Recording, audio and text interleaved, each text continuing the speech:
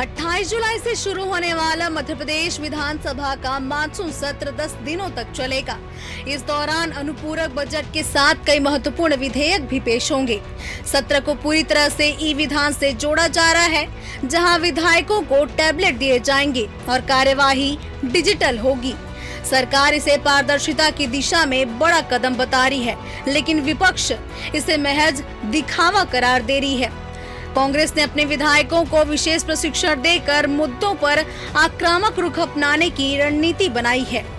प्रमुख मुद्दों में शामिल है बेरोजगारी, युवाओं को रोजगार के वादे अधूरे क्यों, भ्रष्टाचार, 52 घोटालों की लिस्ट के साथ कांग्रेस का हमला, खाद संकट, किसानों को समय पर खाद क्यों नहीं मिल पा रही, कानून व्यवस्था, हरदा लाठीचार्ज और बढ़ते अपराधों पर सवाल, सड़कों की बदहाली, वल्लभ भवन के भ्रष्टाचार का प्रतिबिंब, 1300 पेंडिंग आश्वासन, जनता को जवाब कब मिलेगा। हमने 52 घपले और घोटाले सरकार के हैं जो हमने चिन्हित किए हैं। जो रोड की टोल टैक्स का जो करप्शन है वो है, व्यापम से लेके आजीविका मिशन से लेके शिक्षा विभाग, उच्च शिक्षा विभाग, जो शिवराज जी बीज प्रमाणिकता की बात करने वाले, जो डीएपी और खाद की कमी, लोक स्वास्थ्य विभाग, पोषण घोटाला जो भी हमने सबने देखा है, लाडली बहनों के 1800 रुपये महीना ये सरकार खा रही है, चोरी कर रही है, वो वाला मुद्दा, किसानों के जो धान बीज और खाद का जो मुद्दा है, जो MSP वादा किया और निभाया नहीं, 2700 गेहूँ, 3100 धान, 6000 सोयाबीन। कांग्रेस ने इस बार आर पार की लड़ाई का ऐलान किया है। नेता प्रतिपक्ष उमंग सिंघार ने कहा कि सरकार सिर्फ झुनझुना बजा रही है। हरदा लाठीचार्ज को कांग्रेस ने बड़ा मुद्दा बनाया है, जहां पूर्व मुख्यमंत्री दिग्विजय सिंह ने पीड़ितों से मुलाकात की थी। सड़कों की बदहाली को भ्रष्टाचार का प्रतिबिंब बताते हुए कांग्रेस ने टेंडर घोटाले और मंत्रियों के संतुलन पर भी सवाल उठाए हैं। पार्टी ने 1300 से ज्यादा पेंडिंग आश्वासनों को लेकर सरकार पर निराकरण की जगह आश्वासन देने का आरोप लगाया है। कांग्रेस विधायकों ने विधानसभा कार्रवाई के लाइव प्रसारण की मांग रखी है, ताकि जनता सीधे देख सके कि सदन में क्या हो रहा है। हमने सरकार को कहा, मुख्यमंत्री जी को कहा, अध्यक्ष जी को कहा, विधानसभा को, जब छोटे छत्तीसगढ़ में लाइव टेलीकास्ट हो सकता है, लोकसभा का टेलीकास्ट हो सकता है, केरल सरी के छोटी जगह हो सकता है, ऐसे कई राज्य है, यूपी में, भारतीय जनता पार्टी घबराती क्यों? आप तो 160 विधायक हो और हम तो सिर्फ 64 विधायक हैं।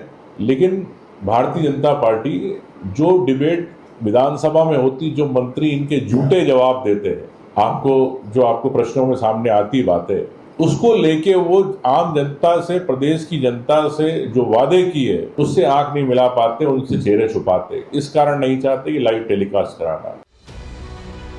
मुख्यमंत्री डॉक्टर मोहन यादव और विधानसभा अध्यक्ष नरेंद्र सिंह तोमर ने सत्र की तैयारियों को अंतिम रूप दे दिया है। सरकार पूरक बजट के जरिए जन कल्याणकारी योजनाओं का खाका पेश करेगी।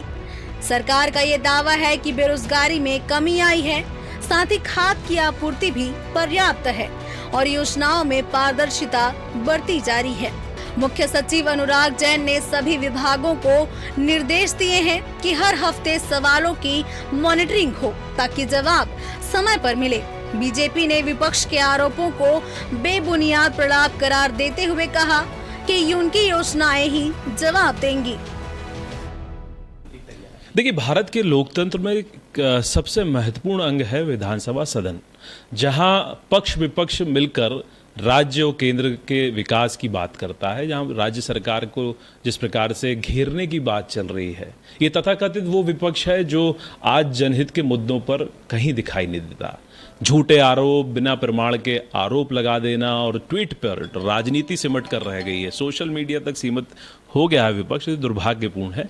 हम तो चाहते हैं कि विपक्ष हमारे साथ कदम ताल करे, कंधे से कंधा मिलाकर मध्य प्रदेश के विकास में क्या उनकी महत्वपूर्ण भूमिका हो सकती है उसका निर्वहन करे। मध्य प्रदेश विधानसभा का मानसून सत्र जनहित के मुद्दों पर सत्ता और विपक्ष के बीच तीखी जंग का गवाह बनेगा।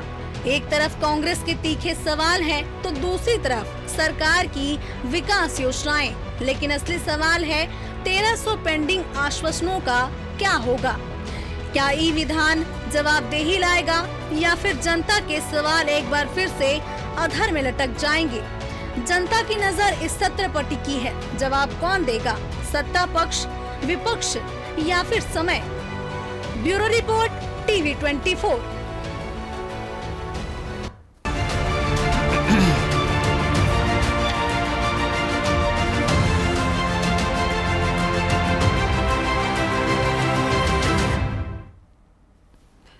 नमस्कार, मैं हूं मोहन तिवारी। डिबेट लाइव बड़ी बहस मध्य प्रदेश में आपका स्वागत है। और आज हम बात करने वाले हैं जो विधानसभा का मध्य प्रदेश का सत्र शुरू होने वाला है उसमें मुद्दों की आर पार लड़ाई पर।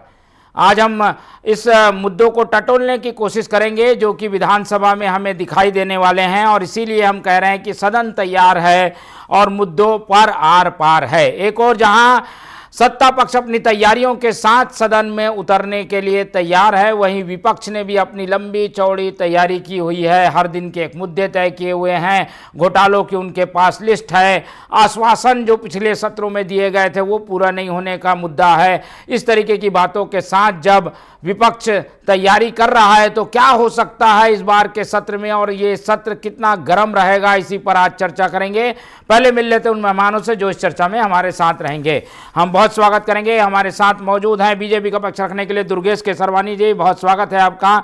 अंबिका शर्मा जी कांग्रेस का पक्ष रखेंगे, बहुत स्वागत करेंगे आपका। और के एस सैनी जी वरिष्ठ पत्रकार के रूप में हमारे साथ इस पूरे मामले का राजनीतिक विश्लेषण शेयर करेंगी, बहुत स्वागत करेंगे आपका। तो तीनों मेहमान हमारे साथ मौजूद हैं। और जैसा कि हमने बताया कि ये सत्र 28 तारीख से शुरू होगा, लेकिन जब ये सत्र शुरू होगा तो इसके हंगामेदार रहने के लिए ऐसी संभावनाएं हैं कि विपक्ष मौका नहीं छोड़ना चाहता। सबसे बढ़िया मौका सदन में ही मिलता है जब आमने सामने सवाल किए जाते हैं। तो विपक्ष तैयार है, किस तरीके की उसकी तैयारी है, सबसे पहले जान लेते हैं अंबिका जी से और उनसे समझने की कोशिश करते हैं कि आखिर ये मुद्दों की लड़ाई में उनकी क्या तैयारी है और किस तरीके के मुद्दों के साथ वो सदन में उतरेंगे। अंबिका जी, सत्ता पक्ष के दावे तो अपनी जगह हैं, पर रणनीति जो है वो विपक्ष बनाता है, और हर बार नई रणनीति रहने से सत्ता पक्ष को घेरने में मदद मिलती है और नए मुद्दे का जवाब भी उन्हें मिलता है,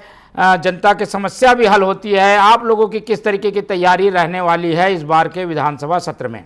जी तिवारी जी, बड़ी विनम्रता से हम आपसे निवेदन करना चाहते हैं कि जब से भारतीय जनता पार्टी सरकार में आई तब से विधानसभा के सत्र बहुत छोटे छोटे इस सरकार ने कर दिए, क्योंकि ये नाकामियों की सरकार है, असफलताओं की सरकार है, ये जनता से वादा खिलाफी करके आई हुई सरकार है। और अब जो मुद्दे लेकर हम सदन में आते हैं तो ये सरकार भागती हुई नजर आती है। हमारे सामने सबसे बड़ा मुद्दा है प्रदेश में बेरोजगारी का। इस सरकार ने मध्य प्रदेश के युवाओं को आश्वासन दिया था कि हम बेरोजगारी दूर करेंगे, और इस मुद्दे पर पूरी तरह सरकार असफल रही। युवाओं में निराशा का भाव इस समय देखा जा सकता है, युवाओं में आक्रोश भी बेहद है। किसानों का अहम मुद्दा है, किसानों से उन्होंने एमएसपी की दरें निर्धारित करने की बात की थी और उसको भी यह सरकार पूरा नहीं कर पाई। इसके बाद यह लाडली बहना वाली बात भी है, लाडली बहना से इन्होंने 3000 रुपए प्रतिमाह की बात की थी, वो भी अभी तक इन्होंने नहीं की। इसके अलावा जो अभी ज्वलंत मुद्दे हैं, जो जीवन को छूते हुए मुद्दे हैं, उन मुद्दों में सबसे ज्यादा कानून व्यवस्था की स्थिति है, जो जर्जर है कानून व्यवस्था की स्थिति। प्रदेश में जो घोटालों की लिस्ट है, हमारा पूरा विपक्ष, हमारे माननीय विधायक 52 घोटालों की सूची लेकर इनके सामने आए हैं। सरकार को इसका जवाब देना ही पड़ेगा। इसके अलावा प्रदेश में खाद का जो संकट है, बीज का जो संकट है, जो कालाबाजारी हो रही है, किसान परेशान हो रहा है। बिजली के प्रवाह में जो अवरोध पैदा हो रहे हैं, विद्युत व्यवस्था चरमराई हुई है, और इस समय धान का सीजन है प्रदेश में और जगह जगह ट्रांसफार्मर फेल हैं। इसको लेकर भी, और जो अभी हरदा में लाठीचार्ज हुआ था, वो भी अभी हाल का ही मुद्दा है। जिस प्रकार से एक जंगल राज दिखाई दिया, जिस पर अमानवीय घटना जो हुई है, प्रशासन के द्वारा जो कारित की गई है, वो भी एक शर्मनाक स्थिति है। उस पर भी हम उनसे जवाब सवाल करेंगे। और जीतू पटवारी जी जो हमारे प्रदेश अध्यक्ष हैं, उन पर एक षड्यंत्र पूर्वक इतना विद्वेष की भावना से प्रकरण दर्ज किया गया, जो भारतीय मध्य प्रदेश की राजनीति के इतिहास में बड़ा शर्मनाक उदाहरण है। उस पर भी हम इनसे तमाम बातें करेंगे। बहुत सारे मुद्दे हैं, इनको जवाब देना होगा। अभी इनमें जवाबदेही की भावना है नहीं, और इसके बाद इन्वेस्टर समिट करते जा रहे हैं। ठीक है, चलिए, मुद्दे तो काफी हैं, काफी हद तक आपने बता दिए, जवाब भी ले लेते हैं, उसके बाद फिर आपके पास रुक करूंगा। तो चलते हैं भूपेंद्र जी के पास और दुर्गेश जी के पास, और उनसे समझने की कोशिश करते हैं कि उनकी तैयारी आखिर किस तरीके की रहने वाली है, क्योंकि लिस्ट लंबी चौड़ी है विपक्ष के पास। दुर्गेश जी, मेरी आवाज़ आपको मिल पा रही है? आवाज आ रही है मोहन जी? जी बिल्कुल। और हम जैसे कि बता रहे हैं कि अंबिका शर्मा जी ने एक लिस्ट बताई जिसमें घोटाले हैं, आश्वासन पूरे नहीं होने की बातें हैं, हाल के प्रकरण, पानी की वजह से नुकसान, खाद बीज की कमी, इस तरीके के मुद्दे हैं। सड़कों के बुरे हाल की भी बात उन्होंने कही है। कैसे जवाब देंगे? सदन इस बार काफी गर्म रहने वाला इन मुद्दों से। देखिए मोहन जी, हमारे जो कांग्रेस के प्रवक्ता हैं वो राहुल गांधी की पार्टी के नेता हैं। 20 साल से ये इन्हीं बातों को करते रहे हैं, पर जनता इनके साथ नहीं हुई। अब जब विधानसभा है, कांग्रेस को सबसे पहले तो यह तय करना पड़ेगा, और अंबिका जी वरिष्ठ प्रवक्ता हैं, मेरी बात अपने अध्यक्ष जी तक जरूर पहुंचाएंगे, आपके माध्यम से भी पहुंचेगी। अभी जो इनका प्रशिक्षण होना है, कम से कम उस प्रशिक्षण में ये तो सिखा दें कि हंगामा खड़ा करना मकसद नहीं होना चाहिए, जनता के हितों की बात आनी चाहिए, जनता की जो मुद्दे हैं उन पर बात करनी चाहिए। पर कांग्रेस हमेशा ही अपने घरों की, अपने गुटों की, अपने कबीलों की बात करने वाले दल हैं। इनको ये तक नहीं मालूम है कि विधानसभा का पटल किस शोर शराबे के लिए नहीं, जनता के हित के काम होने चाहिए, हम और अच्छा काम करें, उसके लिए इनको प्रयास करना चाहिए। पर ये उसको भी हंगामे की भेंट चढ़ा देते हैं। जो जिस प्लेटफॉर्म पे बात करनी चाहिए, सबसे पहले तो उसका प्रशिक्षण कांग्रेस के लोगों को देना चाहिए। हम भी चाहते हैं कि हमारा विपक्ष जो हो, पंगु विपक्ष न हो। अभी तक तो कांग्रेस जो विपक्ष के रूप में दिखी है, वो एक पंगु विपक्ष के रूप में सामने आई है। वो जनता के मुद्दे, जनता की गाड़ी कमाई को व्यर्थ करने के लिए प्रयास में लगी रहती है। बार बार वॉकआउट करके चला जाना। अरे आप सदन चर्चा के लिए है, चर्चा करिए, आप जनहित के मुद्दे लाइए, जनता के लिए और अच्छा क्या कर सकते हैं। तब इन्होंने राहुल गांधी जी की बात कर दी कि लाडली बहना की योजना की, हमने 3000 कब कहे भैया, हमने कहा है कि 1000 से चालू होगी और 3000 रुपए तक जाएगी। अभी हमने 1500 अभी जारी किए, हमने हमारे बजट में प्रावधान है उसके लिए। तो ये उस चीज को भी देखिए किस तरह से बात करते हैं। रोजगार, हम सतत रोजगार देने की बात कर रहे हैं। आपके समय पे कितने स्टार्टअप थे, आपके समय पे कितने लोगों को रोजगार दिया जाता था।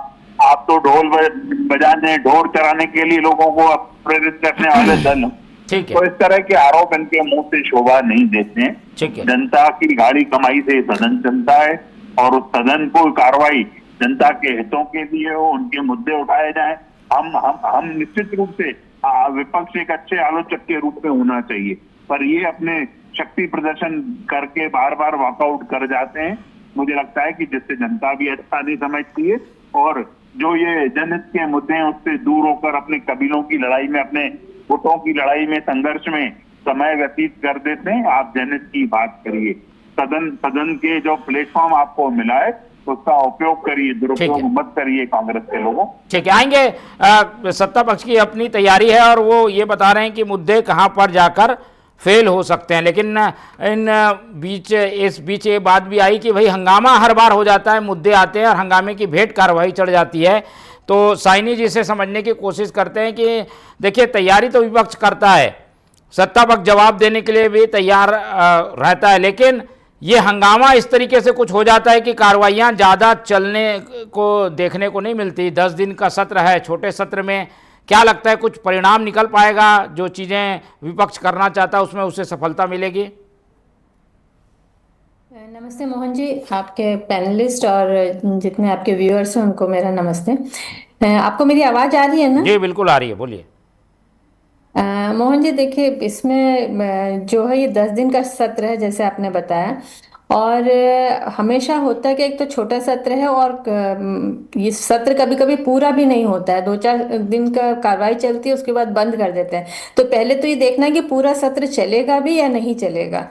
दूसरी बात यह है कि इससे पहला वाला जो हुआ था, पहली बार ऐसा हुआ कि सत्र पूरा चला और नरेंद्र सिंह तोमर जी ने इसका क्रेडिट भी लिया और बोले मुझे प्रसन्नता है कि मेरे इसमें अध्यक्षता में पूरा सत्र चला पाया मैं। तो मुझे लगता है कि इस बार भी शायद वो कोशिश करेंगे कि सत्र पूरा चले, नहीं तो हंगामा होता है सदन के अंदर और उसके बाद जो सरकार है वो अपने जितने बिल है वो पास हो जाते हैं और सत्र खत्म हो जाता है। इसमें किस तरह से जो विपक्ष है उसके पास मुद्दे कम नहीं है, विपक्ष के निशाने पे हैं सत्ता पक्ष। और जो फाइनेंशियल इस बार जो बजट आना है वो भी आप देखिए कि मध्य प्रदेश बहुत ज्यादा कर्ज में डूबा हुआ है और लाडली बहना जो योजना है उसका भी बहुत बड़ा बर्डन सरकार के ऊपर है। तो किस तरह से इस बजट में बाकी विभागों को किस तरह से एडजस्ट करते हैं, किस तरह से बजट अलॉटमेंट होता है, वो भी एक बहुत बड़ा एक मुद्दा रहेगा। और सत्ता विपक्ष के पास बहुत सारे मुद्दे हैं, सड़क से लेकर किसानों का लेकर फाइनेंस लेकर जो कानून व्यवस्था है, ये सारे मुद्दे जो है विपक्ष उठा सकते हैं। लेकिन विपक्ष जो है हंगामा करेगी या इसके पास इनके पास सबूत के साथ सदन में रखेगी, ये तो देखना पड़ेगा सदन में किस तरह से होता है। लेकिन हर बार क्या होता है कि सदन में हंगामा होता है, विपक्ष वॉकआउट कर जाती है और जो मुद्दे रखने होते हैं वो सबूत के साथ नहीं रखा जाता है। तो देखना विपक्ष कितना तैयार है, सबूत के साथ कितने तैयार है, इश्यूज की कमी नहीं है विपक्ष। और हंगामा जो है विपक्ष की ओर से होता है, ऐसे आरोप लग जाते हैं। तो अंबिका जी ये आश्वासन भी दीजिए कि भाई आप लोग चर्चा करेंगे, क्योंकि जो सदन को चलाना है उसकी बड़ी जिम्मेदारी विपक्ष के हाथ में रहती है। वो चाहे तो हंगामा ना करके सारे सवालों के जवाब देने के लिए सत्ता पक्ष को मजबूर कर सकता है। आदरणीय तिवारी जी, डेमोक्रेसी में जनता न्यायाधीश होती है, जनता मालिक होती है, और हम तो ये चाहते हैं कि पूरा लाइव टेलीकास्ट हो, विधानसभा की जो कार्रवाई हो वो जनता जनार्दन भी देख सके, ताकि दूध का दूध और पानी का पानी हो जाए। विपक्ष जिन मुद्दों को लेकर आता है वो जनता के ही मुद्दे होते हैं। वो सरकार जिन मुद्दों की तरफ से पूरी तरह से अनदेखी करती है, अनदेखी रहती है या अपेक्षा करती है, उन मुद्दों को लेकर हम आते हैं और सरकार भागती नजर आती है, क्योंकि उन मुद्दों का समाधान सरकार करना नहीं चाहती और विपक्ष पर केवल हमेशा टीकरा फोड़ती है कि विपक्ष हंगामा करता है और हमें सदन की कार्रवाई स्थगित करना पड़ती है। तो आप टेलीकास्ट करवाइए, नहीं पूरी लाइव टेलीकास्ट करवाइए सब। बिल्कुल ठीक है। आरोप लगाना आसान है कि केसरवानी जी, आप लोग विपक्ष पर ये आरोप लगा देते हैं, लेकिन लाइव टेलीकास्ट होगा तो पता चल जाएगा कि आखिर हंगामा किसकी ओर से हो रहा है। तो आश्वासन अभी भी पेंडिंग है। ठीक है, आऊंगा उस पर आऊंगा, पहले इस पर ले लेते हैं। लाइव कराने पे क्या दिक्कत आ रही है? सत्ता पक्ष इसमें सहमत नहीं दिखाई देता केसरवानी जी, इसकी क्या वजह है? केसरवानी जी सुचारू रूप से कार्रवाई हो, सुचारू रूप से सदन चले, सर्वगार्भित चर्चा होनी चाहिए सदन की, हर विषय पे चर्चा होनी चाहिए। उससे हम विपक्ष पे आरोप क्यों लगाएंगे? विपक्ष है कहाँ? विपक्ष सिर्फ अपनी लड़ाई में लगा हुआ है, वो अपनी लड़ाई लड़ रहा है, उसको अपने कबीरों की, अपने धड़ों की, अपने उनकी सबकी बात करनी है इन लोगों को, बाकी जनता के हित की बात नहीं करनी। रही बात लाइव टेलीकास्ट का, ये माननीय अध्यक्ष जी का वो उसका विषय, अध्यक्ष जी उसको संज्ञान में लिए हैं और नेता प्रतिपक्ष को सदन सबकी साथ मिलकर चलता है। नेता प्रतिपक्ष को मिलकर उनके विधानसभा अध्यक्ष से बात करनी चाहिए, अपनी बात रखनी चाहिए। और हम तो हर विषय की चर्चा पे हम तो चाहते हैं जनता के मुद्दों की बात हो, जनता के हितों की बात हो, जनता नहीं तो ये लाइव के लिए सहमति क्यों नहीं बन पा रही है? विपक्ष चाहता है लाइव हो। देखिए, मैंने कहा ना, किसी भी उसका संगठन, किसी भी जैसे विधानसभा में सर्वमान्य अध्यक्ष जी के साथ बैठकर विपक्ष, माननीय मुख्यमंत्री सब बैठकर चर्चा करें। जो टेलीकास्ट तो होता ही है, सब बातें, प्रश्नों के उत्तर भी आते हैं, सब चीजें होती हैं, उस पर चर्चा करें सहमति कहाँ नहीं बन रही है, ये उनको तब देखनी, नेता प्रतिपक्ष को बैठकर बात करनी चाहिए इस विषय में। और हम तो हर विषय पे चर्चा के लिए चाहते हैं, हम कोई विषय से बचते नहीं है मोहन जी। हम तो, और हमारे जो ये कांग्रेस के प्रवक्ता है वो बात कर रहे हैं, हम तो हमेशा से ही जनता के बीच जाने वाला दल है, हम तो जनता के हितों की बात करने वाला दल है, हम तो जनता की ही क्यों करने, पर ये उससे हटकर बात करते हैं, इस तरह के बात करते हैं।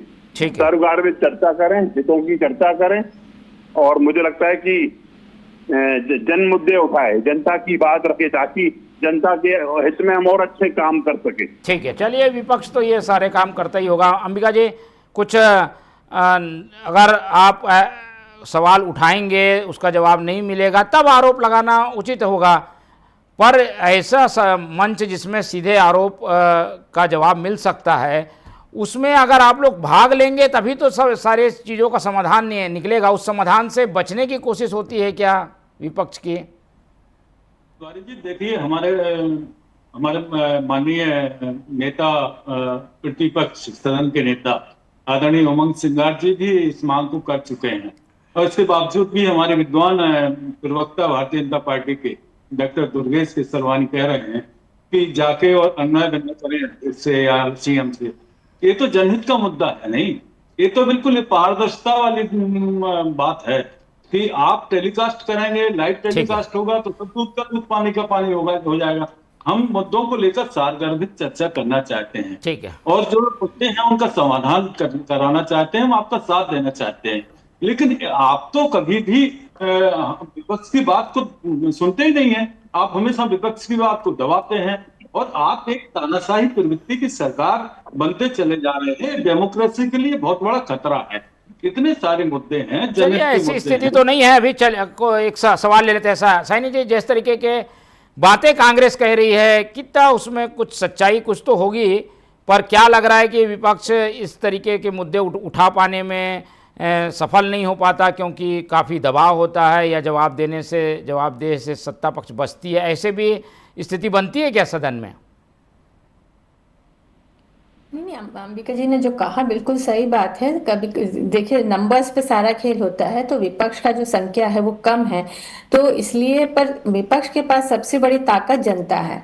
आप ये देखिए कि अगर सदन में आवाज नहीं उठती तो सड़क पर उतर सकते हैं विपक्ष, और पूरी जनता उनके साथ खड़ी रहेगी। जनता के मुद्दों को ऊपर अगर बात करते हैं, सबूत के साथ अगर विपक्ष सामने आती है और घेर सकती है सत्ता पक्ष को, तो इस तरह से पूरी बैकग्राउंड तैयार रहना चाहिए सत्ता विपक्ष के पास। नहीं तो सिर्फ आप एक मुद्दे लेके जाएंगे, लेकिन वो हंगामा खड़ा करेंगे सदन के अंदर और निकल जाएंगे, तो उससे मुझे नहीं लगता कि जनता की आवाज उठा पाएंगे।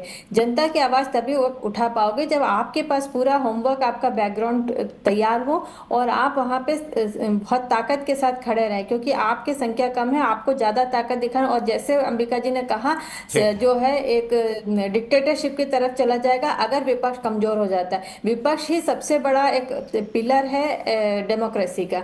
अगर विपक्ष ने अपना जो कर्तव्य है, जो उनका जो एक सदन में जो उनका योगदान होना चाहिए, उसको बहुत जिम्मेदारी से उनको निभाना पड़ेगा, क्योंकि ये बहुत जरूरी है कि एक जो डेमोक्रेसी को बनाए रखे, जनता की आवाज वहां तक पहुंचे और एक तानाशाही की तरह ना चले। चलिए, आश्वासन दे दीजिए, यही खूबसूरती है लोकतंत्र के केसरवानी जी की, विपक्ष की आवाज़ को सुना जाए और उस पर रिएक्शन भी दिया जाए, उस पर अमल भी किया जाए, अगर कुछ अच्छे सुझाव भी हैं तो। ये आश्वासन तो दे ही सकते हैं आप अंबिका जी, जो चिंता व्यक्त कर रहे हैं वो नहीं होगी इस बार। मोहन जी, हम तो सदैव इस बात के पक्षधर रहे हैं, हम तो आवाज दबाने की तो विश्वास ही नहीं रखते हैं। जिन्होंने इमरजेंसी लगाई है, अगर वो हम पर प्रश्न लगाते हैं इस तरह की, तो निश्चित रूप से आक्षेपास्पद लगता है। हम तो चाहते हैं कि विपक्ष जनता के मुद्दों पर खुलकर सामने आए, जनता के हितों के लिए हम और अच्छा काम क्या कर सकते हैं। हमारे मुख्यमंत्री डॉक्टर मोहन यादव जी सतत प्रयास कर रहे हैं कि प्रदेश का चहुमुखी विकास हो, हर क्षेत्र में विकास हो, और उसके लिए वो काम कर रहे हैं। आज भी माननीय मुख्यमंत्री जी कहते हैं इन्वेस्टर्स मध्य प्रदेश में ललायित हो, उनके लिए बात कर रहे हैं, उनसे 1-to-1 चर्चा कर रहे हैं, और जनता के हित में और अच्छे काम होने चाहिए, हम उसके पक्षधर हैं। हमारा विपक्ष अपनी लड़ाई भूलकर सदन की जो जनता की गाड़ी कमाई से चलता है, सदन को सुचारू रूप से चलने दे। वो वहां पे कबड्डी का अड्डा अखाड़ा न बनाकर जनता के हित की बातें करें। हम उनके साथ खड़े, प्रदेश की जनता के हित के लिए हम सतत साथ खड़े। ठीक है, चलिए हम भी यही उम्मीद रखते हैं कि पक्ष विपक्ष दोनों साथ मिलकर समस्याओं के समाधान पे बात करें। ये कोई अखाड़ा नहीं है कुश्ती का जिसमें लड़ाई लड़ी जाए। उम्मीद यही रहेगी कि जब 28 तारीख को ये सत्र शुरू होगा तो दोनों पक्ष आपसी सहमति से ज़्यादा किसी मुद्दे पर चर्चा में समय देंगे। आज हमारे पास समय इतना ही है, इसलिए चर्चा को ही खत्म करते हैं। इस पूरी चर्चा में हमारे साथ केसरवानी जी जुड़े, उनका धन्यवाद। अंबिका जी ने समय दिया, उनका धन्यवाद। और केसी साइनी जी हमारे साथ जुड़े, उनका बहुत बहुत धन्यवाद। तो तीनों मेहमानों को धन्यवाद देते हुए आज की ये चर्चा ही खत्म करते हैं और आप लोग से रखते हैं उम्मीद कि आप लोग देखते रहेंगे TV 24। रखिए अपना बहुत ख्याल। नमस्कार।